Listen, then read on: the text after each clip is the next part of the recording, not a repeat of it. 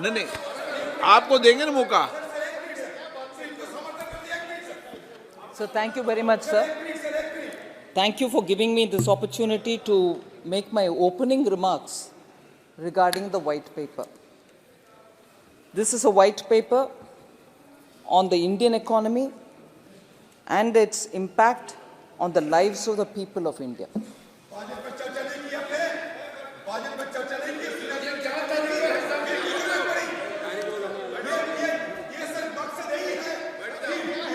Sir, माननीय मंत्री जी, white paper has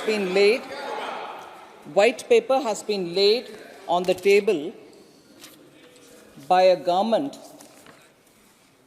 which, after 10 full years of pulling out an Indian economy which was in a state of fragile 5 to reach the stage of top 5 economy and on the verge of reaching top 3 position.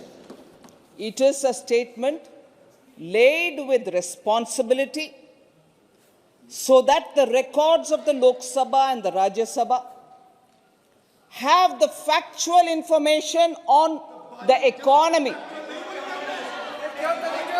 And that record shall be a record for our posterity, for our future, for entire India's youth, so that they know what effort it took for a Prime Minister with a vision to restore India to its glory. And in the last 10 years, that is exactly what has happened. And because it's my opening statement, and because there shall be a discussion in the House, I shall speak more elaborately in my reply in the evening. But I would like to state a few facts to start the debate, to put some facts again before the debate commences. Sir, in the past 2 decades, in fact, in the past 2 decades, so happens that it is the first 2 decades of this millennium. And there are strange coincidences. Strange coincidences which are,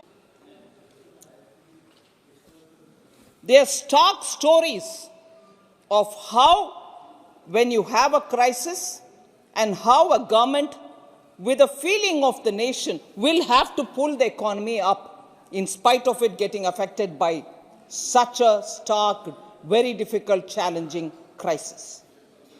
10 years of one government with some crisis and 10 years of a different government with a different crisis.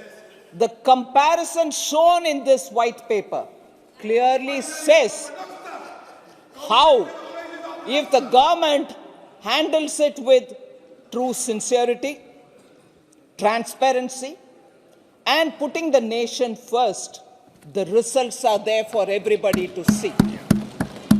Equally, when you don't put the nation first, when you put your first family first, and when you have other consideration than transparency, the results are out there for you to see. When the results are out there for you to see. So, what happened after 2008, when there was a global financial crisis, and what happened post the COVID, shows clearly that if the intent of the government is sincere, if niyat और नियम दोनों सही है तो अच्छा result मिलेगा. जब आपके नियत साफ नहीं है और आपके कार्रवाई भी साफ नहीं है, देश को इतना गंभीर अवस्था में छोड़कर आप चले गए, उसको सही करने में 10 साल माननीय प्रधानमंत्री जी मोदी जी का उनके डेडिकेशन के वजह से आज देश उभर कर आ रही है. पूरे दुनिया में सम्मान हो रही है। सर, जस्ट टेक दो एग्जाम्पल्स लेना चाहिए, दो उदाहरण लेना चाहिए। एक मैंने सीरियस उदाहरण ले रही हूं, global crisis, global financial crisis 2008 के बाद इकोनॉमी कोविड जैसे उतना, with the benefit of hindsight, I confess, with the benefit of hindsight, Covid जैसे इतना भयंकर गंभीर क्राइसिस ना था वो global financial crisis. It wasn't as serious as COVID. But still I would want to say,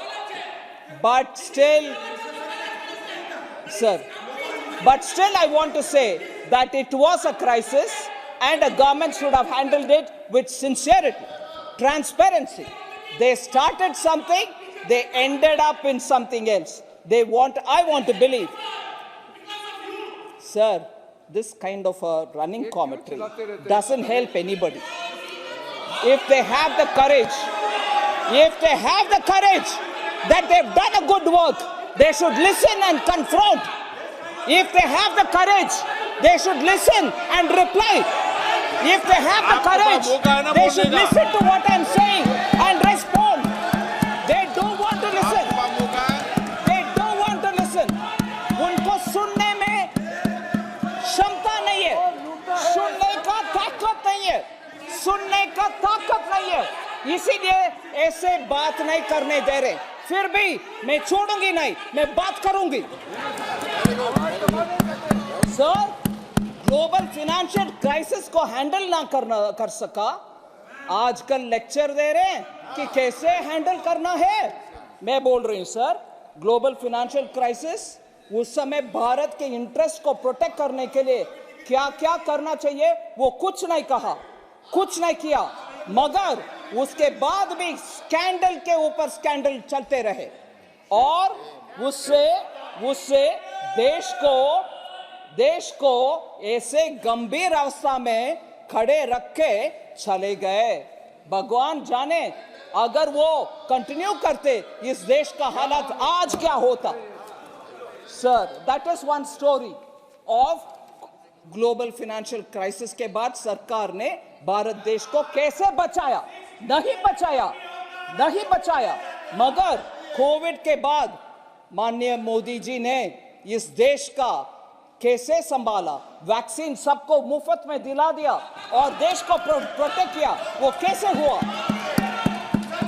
और सर, ये serious document है सर. मैं दोबारा बोल रही हूं, मैं इसको री-एम्फेसाइज कर रही हूं. ये सीरियस डॉक्यूमेंट है, इसमें सीरियस विषय है, इसको गंभीरता से ले. मुझे मेरा आवाज बंद करने के लिए कोशिश करेंगे वो तो नकारा फेल हो जाएंगे ही, मगर इस सच्चाई को सामना करना उस पार्टी के लिए जरूरत है. Global financial crisis versus Covid मैंने बोल दिया, डिटेल में भी बोलूंगी शाम को, मगर एक दूसरा एग्जांपल लीजिए. इस देश में 12 दिन का दिल्ली में ही होने वाले कॉमनवेल्थ गेम्स का हालात क्या हुआ जी. पूरे दुनिया जानता, पूरा दुनिया देखा. टॉयलेट नहीं बन पाए, फ्लैट्स नहीं बन पाए, गेम्स विलेज नहीं बन पाए, करोड़ों रुपया का घोटाला हुआ और उसके बाद उसका विपरीत देखिए. कॉमनवेल्थ गेम्स का इतना फ्लॉप शो हुआ, भारत का बदनाम हुआ पूरे दुनिया में. दिल्ली में ही 12 दिन का कार्यक्रम, उसमें कॉमनवेल्थ गेम्स के द्वारा पूरे देश में बदनाम हुआ, पूरे विदेश में बदनाम हुआ हमारा. मगर आज देखिए G20 60 प्लेसेस में पूरे भारत देश में, किसी एक स्टेट को छोड़ा नहीं. आप भी करो भैया, आप भी होस्ट करो, आपके चीफ मिनिस्टर भी उसमें बैठ जाओ और आपके लोकल प्रोडक्ट्स का भी उन विदेशी मेहमानों को दिखाओ, आपके टूरिज्म बढ़ाओ. ये सब करके पूरे देश को साथ लेकर के G20 को इतना शानदार तरीके से चलाया मोदी जी ने। देश का सम्मान विदेश में बढ़ा है, ना कि बर्बाद हुआ। ये कंपैरिजन लीजिए ना, ये दोनों का, ये व्हाइट पेपर उसके ऊपर भी बात कर रही है। इसीलिए सर एक विषय में बोलना चाह रही हूं सर, ये मैंने दो उदाहरण दिया देश का सम्मान के विषय में, इकोनॉमी के मैनेजमेंट के विषय में। फ्रजाइल फाइल से आज पूरे इकोनॉमी को कैसे हम ले आए, इसके उदाहरण विस्तार से सिर्फ एक विषय बोलना चाह रही हूं सर, गंभीरता से बोलना चाह रही हूं। उदाहरण लीजिए कोल स्कैम, उदाहरण लीजिए कोल स्कैम। मैं 3 हिस्से में इसका आंसर देने वाली सामने रख रही। कोल स्कैम का पूरे डायग्नोसिस आप समझना चाहिए, उसका करेक्टिव मेजर्स कितना होना चाहिए उसके ऊपर बात करें, और उसका नतीजा क्या हुआ वो भी मैं बोलना चाह रही हूं। सर यूपीए गवर्नमेंट ने कोल स्कैम के द्वारा भारत देश का भयंकर नुकसान किया, भयंकर नुकसान। आमतौर का नुकसान नहीं है, हल्का फुल्का नहीं। इसको सुप्रीम कोर्ट ने उनके स्टेटमेंट में ये कहा, allocation method itself was wrongly set up, illegal backdoor route के द्वारा हुआ है, और I am quoting now, the hands of private companies for commercial use was seen in it. Commercial use unquote, क्योंकि पीछे के दरवाजा से प्राइवेट कंपनीज को बेनिफिट दिलाने के लिए, और मैं इसमें सुप्रीम कोर्ट के विषय नहीं, मैं इसमें जोड़ रही हूं, मीडिया के रिपोर्ट के मुताबिक जोड़ रही हूं। उसमें गुटखा कंपनी को, गुटखा तैयार करने वाले को भी कोल माइनिंग में इन्होंने लाइसेंस दिलवाए। इतना गंभीर काम किया है। और सीएजी के रिपोर्ट में सर, सीएजी के रिपोर्ट में यह बोला गया कोल स्कैम के ऊपर 1.86 लाख करोड़ का भारत के लिए नुकसान पहुंचाया। 1.86 लाख करोड़ का नुकसान इनके कोल स्कैम के वजह से भारत देश ने भुगतना पड़ा। फिर सर सुप्रीम कोर्ट उस सिचुएशन को इतना गंभीरता से लेकर के 214 कोल ब्लॉक्स का लाइसेंस को रद्द करवाया, पूरे रद्द करवाया, रद्द कर दिया। सिस्टम हो गया, बंद हो गए, सफाई हो गया। मगर उससे क्या हुआ देश का, उसका देश के लिए क्या हुआ, उसका असर देश के लिए कितना हुआ। आज उसके असेसमेंट देख लीजिए सर, जॉब लॉस हुआ, इन्वेस्टमेंट नहीं आया इस देश में, उसके कारण एंसिलरी इंडस्ट्रीज जो एमएसएमई, छोटे उद्योग, लघु उद्योग, वो पूरे ठप पड़ा। फिर इलेक्ट्रिसिटी प्रोड्यूस करने के लिए कोयला इंपोर्ट करना पड़ा। देश भरपूर है कोल, देश में भरपूर है कोल, फिर भी इंपोर्ट। और आपको भी याद होगा माननीय स्पीकर सर, आपको भी याद होगा स्पीकर सर, उस जमाने के पत्रकार लोग कितने लिखते थे। थर्मल कोल प्लांट में 3 दिन का स्टॉक है कोल, 4 दिन, 4th डे कोल नहीं है, कैसे प्रोड्यूस करेंगे, तब तक आएगा स्टॉक, नहीं आएगा। ऐसे टेंशन में पावर प्लांट्स चलते थे उस जमाने में। स्टॉक नहीं है, कोल नहीं आ रहा, बंद हो गया 214 कोल ब्लॉक्स का लाइसेंस, कैसे चलाएंगे देश। और उसका नतीजा देख लीजिए, loss in revenue for coal producing states. आज मगरमच्छी का आंसू, क्रोकोडाइल टीयर्स चला रहे हैं। कोल प्रोड्यूसिंग स्टेट्स कहां है सर? पूरे ईस्टर्न भाग में, पूर्वी भाग में है। झारखंड हो, छत्तीसगढ़ हो, इन सभी स्टेट्स का रेवेन्यू लॉस हुआ। इनका जिम्मेदारी उसमें कुछ है या नहीं? उसके लिए क्या काम किया? वेरस माननीय प्रधानमंत्री जी उधर पाइपलाइन गैस के कनेक्शन दिया, बरौनी रिफाइनरी पुनर्निर्माण किया, ये सब काम हम कर रहे हैं, मगर ये तो सत्यानाश करके गए। और सर हमने क्या करेक्टिव मेजर्स किया? हमारे करेक्टिव मेजर्स क्या है? ट्रांसपेरेंट तरीके से हम क्या कर रहे हैं? Coal mine special provision act pass करवाया 2015 में। MMDR अमेंडमेंट एक्ट 2015 में डिस्ट्रिक्ट मिनरल फंड भी एस्टैब्लिश हुआ और 100% FDI ओपन करके इन्वेस्टमेंट ऑटोमेटिक रूट में आने के लिए अब हर फैसिलिटेशन किया, जिससे इन्वेस्टमेंट आ रही है। फिर सर कमर्शियल कोल माइनिंग, क्योंकि भारत देश आत्मनिर्भर रहना है, इसीलिए कोल माइनिंग कमर्शियली करने के लिए ओपन पॉलिसी के द्वारा करवाया और 9 ट्रांचेस सर 9 ट्रांचेस उस पॉलिसी के तहत ऑक्शन में 2020 से 9 ट्रांचेस 9 बार ऑक्शन में कोल ब्लॉक्स का अलोकेशन हुआ, ना कि पीछे के दरवाजे से मेरा भाई, मेरा भतीजा, मेरा बहन, मेरा फाइलमा को नहीं दिया। सर आज ये हमको क्रोनी कैपिटलिज्म पे ज्ञान देते हैं, क्रोनी कैपिटलिज्म के ऊपर ये ज्ञान देते हैं। हमें ये भी सोचना चाहिए सर, आपने कोयला को राख बनाया, जो कोयला भारत देश में है उसको राख बनाया। हमने अपने नीतियों के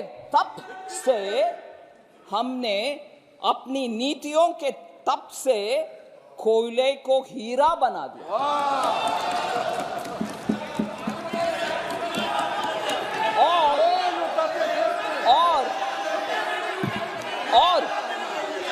और आज वही हीरा, आज सर वो सुनना चाहिए सर, थोड़ा सुनना चाहिए।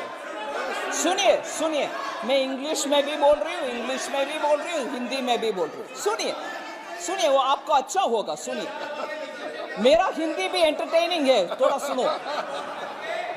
मेरा हिंदी भी थोड़ा एंटरटेनिंग है, हल्का सा ब्रेक भी लो। सर आज वही हीरा जो कोयला से हमारे तप से, वही हीरा जो हुआ है कोयला से, आज वही हीरा खनिज क्षेत्र में डिस्ट्रिक्ट मिनरल फाउंडेशन के रूप में अपनी चमक फैला रहा है। डिस्ट्रिक्ट मिनरल फंड का कहानी मैं बोलने वाली हूं सर। डिस्ट्रिक्ट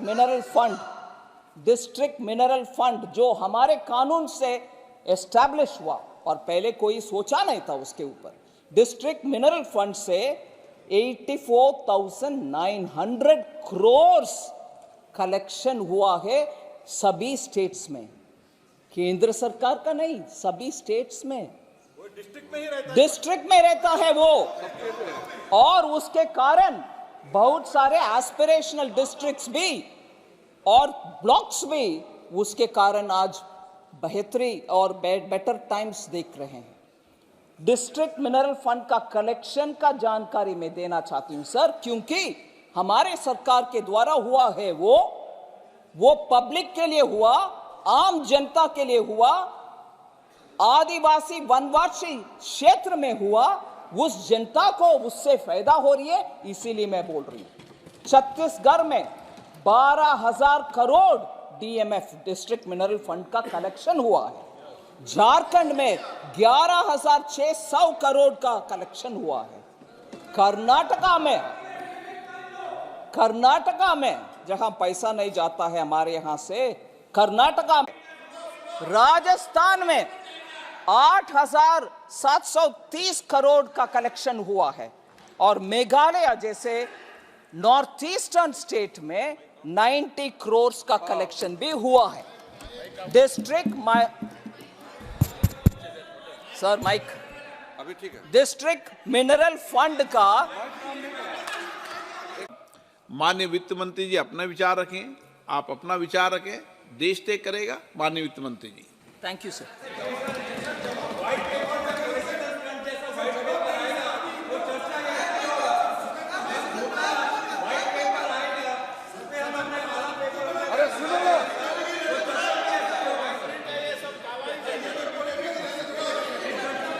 सर ये डिस्ट्रिक्ट मिनरल फंड का सर एक तो मैं एक विषय जरूर बोल सकती हूँ सर, व्हाइट पेपर नहीं, एक विषय बोल सकती हूँ। कभी भी कांग्रेस विपक्ष में जब बैठे हैं प्रश्न 1000 उठाते हैं, हम क्षमता से सब्र रख के सुनते हैं, मगर जब हम खड़े होते हैं जवाब देने के लिए वो या तो भाग लेते हैं वॉकआउट करके, नहीं तो इधर बैठ करके हल्ला करते हैं। They don't have the courtesy to hear replies. I challenge them, if they have the courage let them sit down here and reply me. बैठ करके जवाब दो, सुनने के बाद जवाब दो, डिस्टर्ब ना करो, डिस्टर्ब ना करो। और वरिष्ठ युवा और फ्यूचर को बहुत बढ़िया बनाने के लिए जितना पोटेंशियल लोग में है, वो लोग भी ऐसे रोल बनाते हैं अपने आप को कि चिल्लाते रहो, महिला हो, पुरुष हो, प्राइम मिनिस्टर हो, कोई और हो, चिल्लाते रहो, क्योंकि सच्चाई आ रहा है इधर से, सच्चाई हम बोल रहे हैं, सुनेंगे नहीं। ठीक है, मैं बोलती हूं अभी DMF डिस्ट्रिक्ट मिनरल फंड, ये तरीका है। आपको मौका मिलेगा, प्लीज बैठिए, प्लीज बैठिए वित्त मंत्री जी। सर झूठ अनपार्लियामेंट्री है सर, वो तो कम से कम करेक्ट करने दीजिए। झूठ अनपार्लियामेंट्री है सर, करेक्ट करने के लिए बोलिए।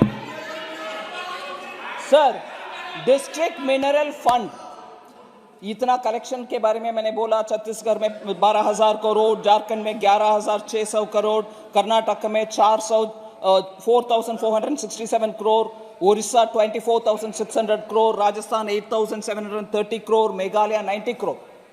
ये सब से क्या फायदा हो रही है ग्राउंड में, ये भी हम समझना चाहिए। डिस्ट्रिक्ट मिनरल फंड से क्योंझार उड़ीसा में डिजिटल डिस्पेंसरी उड़ीसा में बनाया गया। As a result basic health care, telemedicine consultation, free medicine सब उड़ीसा में डिस्ट्रिक्ट में, वो भी क्योंझार रही है। सेकेंड सर, क्या तकलीफ है? ये क्या तकलीफ है सर? सुनिए ना। सेकेंड,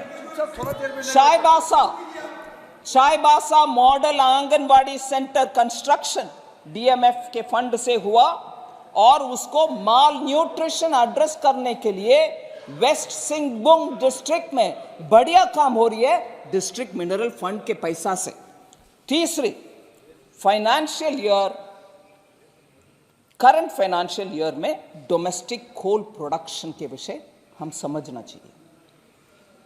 इस साल 900 मिलियन टन्स तक वो पहुंचेगी।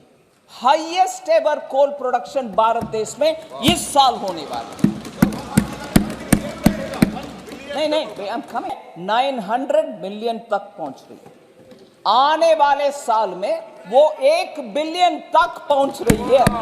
1 बिलियन टन्स सर। 500 प्रोडक्शन मतलब इंपोर्ट कहां से? सुन लो भाई, production doesn't include in imports. सब जरा सुनने का क्षमता रखने के लिए बोलिए sir 2000 in English I'll tell you, yeah, please listen with some patience, sir. Don't jump to conclusions. Sir, 2013-14, what was the production, sir? Production 567 million tons. I am speaking of 900 million tons this year, 1 billion tons this coming year. So what are you talking, man? So please, sir, production Bharat देश में उत्पादन हुआ, import करने का necessity नहीं होगा, foreign exchange payment करने को नहीं होगा, सिंपल इकोनॉमिक्स सर।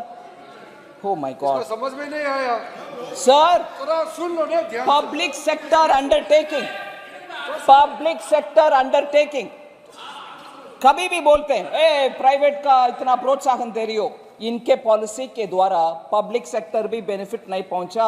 आपको मालूम है कहां पहुंचा पब्लिक सेक्टर अभी? अयो अयो अयो, please listen sir. PSU coal production, Coal India production, Coal India public sector undertaking है सर, पब्लिक सेक्टर अंडरटेकिंग कोल इंडिया। सर ये क्या हो रही है सर, ये क्या हो रही है सर? प्लीज बैठिए, what is going on? Please no, please बैठिए सर। प्लीज। सुनो भाई सुनो, आदिर रंजन जी प्लीज सुनो भाई सुनो sir.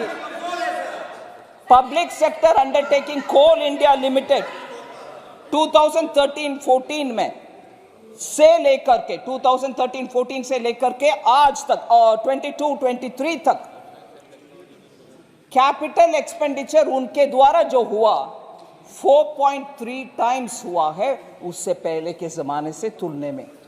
So public sector undertaking is also prospering, is also additionally investing, is also producing.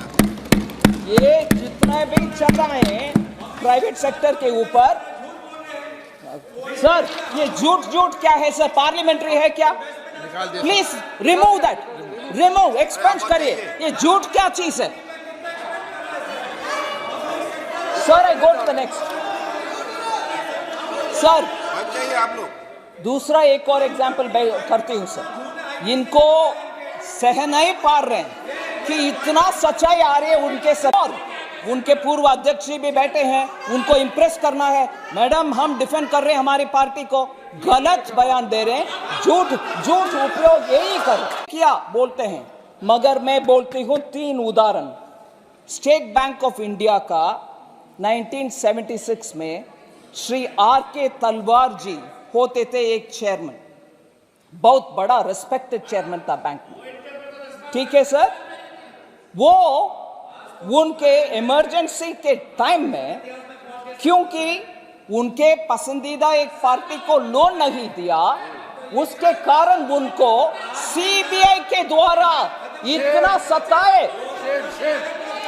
R.K. तलवार एकदम इंटीग्रिटी के साथ क्लीन व्यक्ति था, स्टेट बैंक ऑफ इंडिया के चेयरमैन रहते थे, एकदम क्लीन एंड इंटीग्रिटी में हाई होने वाले इस व्यक्ति को क्योंकि उनके कोई रिश्तेदार या दोस्त को लोन नहीं दिया, उनको सीबीआई के द्वारा इन्वेस्टिगेशन करके फिर they wanted to somehow remove him, हटा भी दिया उनको। क्योंकि नहीं, ये नगरवाला नहीं है, ये एसबीआई का एक R.K. तलवार का स्टोरी है 1976। उससे पहले 1950 का स्टोरी लीजिए, मुंद्रा स्कैम। उसमें हरिदास मुंद्रा जी एक कलकत्ता बेस्ड इंडस्ट्रियलिस्ट थे, उसको उनके कंपनी में LIC के द्वारा लोन, LIC के द्वारा इन्वेस्टमेंट करने के लिए था। I am coming, madam. I will come to speak on the white paper. Of course, I will do. ठीक है सर। LIC इन्वेस्टमेंट कमेटी को इन्फ्लुएंस करके तब के 1950 में 1.26 करोड़ शेयर्स, वो डूबने वाले कंपनी में LIC के पैसा 1.26 करोड़ डलवा दिया। उसके कारण जब वो स्कैम बाहर आया, उस समय के फाइनेंस मिनिस्टर को बलि का बकरा बना करके हटा दिया। टी कृष्णमाचारी जी को बलि का बकरा हुआ वो फाइनेंस मिनिस्टर, ठीक है जी। और उस ये चरित्र हम मन में रखना चाहिए, ये चरित्र कांग्रेस पार्टी का हम मन में रखना चाहिए। फिर मैं बोल रही हूं सर, 4 से लेकर 14 तक, फोन बैंकिंग जो व्हाइट पेपर में बाग है उसमें अंग है, ये बाकी सब नहीं है व्हाइट पेपर के ऊपर बात करने के लिए। सिफारिशों के सौगात से ही एनपीए संकट शुरू हुआ। एनपीए के संकट उससे ही शुरू हुआ और कोलैटरल भी नहीं था या आधा कोलैटरल देकर के पूरे लोन लिया। जब एनपीए को सुधारने के लिए हम जा रहे हैं, कोलैटरल लोन अगर 1 करोड़ का था, कोलैटरल 30 लाख तक भी नहीं था। तो लोन देने के लिए बैंक को कंपल कर रही हो। फिर जब वो एनपीए हो जाता है, उनके कोलैटरल का कागज का टुकड़ा कुछ वैल्यू भी नहीं है, फिर बैंक कैसे सुधारेगी? बैंकिंग में, इंडियन इकोनॉमी में कंपनीज का असर मैं बोल रही हूं। Gross non performing asset ratio in public sector banks increased by 12.3% in 2013 itself। उस समय ही 12.3% इंक्रीज हुआ gross NPA. Gross NPA in public sector banks 2009-10 में 2% था, 2.2% था, वो बढ़ करके 14% तक गया, 4.4% तक गया। Sir, return on assets for public sector banks fell from 0.97% to 0.5% between 9-10 to 13-14। Cost of funds, cost of deposits सब increase हो गया था। बैंक्स ने लोन देने के काम को बंद करके बैठे क्योंकि उनसे आगे हो नहीं पा रहा था। No recognition of bad loans हो गया, आपको उसी समय पता चला, मगर बैंक बैड लोन को रिकग्नाइज तक नहीं किया और एवरग्रीनिंग भी हुआ। या but I have to set the context माननीय मंत्री जी। Sir, March 2014 the top 200 companies, this is absolutely important, top 200 companies, हाँ तक नहीं होना चाहिए जी, देश का बर्बादी, आप कैसे तक हो गए? सर, टॉप 200 कंपनीज मार्च 2014 में, top 200 companies with an interest coverage ratio of less than 1 owned banks, ये इंपॉर्टेंट डेटा है सर। टॉप 200, प्लीज बैठिए।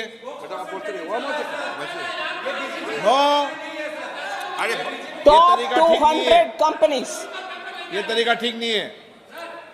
टॉप 200 कंपनीज कितना बाकी रखा बैंकों को सर, ये नंबर सुनना चाहिए वो लोग। Top 200 companies in March 2014 owed about 8.6 lakh crores to the banks। Bank को बकाया 8.6 लाख करोड़ था। पहचान तक नहीं हुआ उस समय। हमने क्या किया? 4 शब्दों कह करके मैं बैठ जाता। रिकैपिटलाइजेशन किया बैंक का, एसेट क्वालिटी रिव्यू किया बैंक का, रिजर्व बैंक ऑफ इंडिया के द्वारा ऑर्डर हुआ उसका, प्रोविजनिंग किया, बैंक ब्यूरो सेटअप किया, डायरेक्ट लेंडिंग को फोन करके किसी को डायरेक्ट करके ले लोन दो ऐसे आदेश नहीं दिया। 4 स्ट्रैटेजी फॉर्म किया, आर का, recognition, resolution, recapitalisation and reforms. IBC कानून ले आया जिससे जल्दी जल्दी निपट लें केसेस को और बैंक को पैसा वापस दें। मर्जर ऑफ बैंक्स बनाया, बैंक को मर्ज किया, फिर professional boards and independent directors को अपॉइंट किया। उसका असर क्या है? हमारी इतने सारे स्टेप्स का कारण क्या हुआ? ये भी है व्हाइट पेपर में। इतना मेहनत करके, ये सब करके आज उसका अच्छा रिजल्ट हम देख रहे हैं। क्या अच्छा result sir? Decline in the gross NPA ratio to a multi year low of 3.2%। NPA ratio कम होकर के 3.2% आया। Profitability of PSBs Public sector bank के profitability increased from 37,000 crores to 1.08 lakh crores. Public sector banks आज कमा रहे profit. फिर sir, banks are handing over record dividend to the government, जिससे जन कल्याण के कार्यक्रम हम कर पा रहे हैं. डिविडेंड पब्लिक सेक्टर बैंक दे रही है. फिर आज वही बैंक जो डेट लेडन था, कर्ज में डूबे हुए थे, आज वो पिलर ऑफ जन कल्याण बन रहे हैं.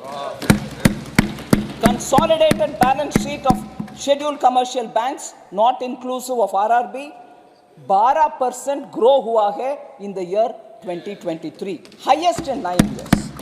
Therefore, sir, आज revival of credit growth, capital formation और जन कल्याण के लिए कदम, पॉलिसी, लेजिस्लेटिव मेजर्स, इन सब के ऊपर ट्रांसपेरेंसी के साथ हम होंगे, जनता हमारे सपोर्ट देंगे, ब्लेसिंग देंगे. धन्यवाद सर.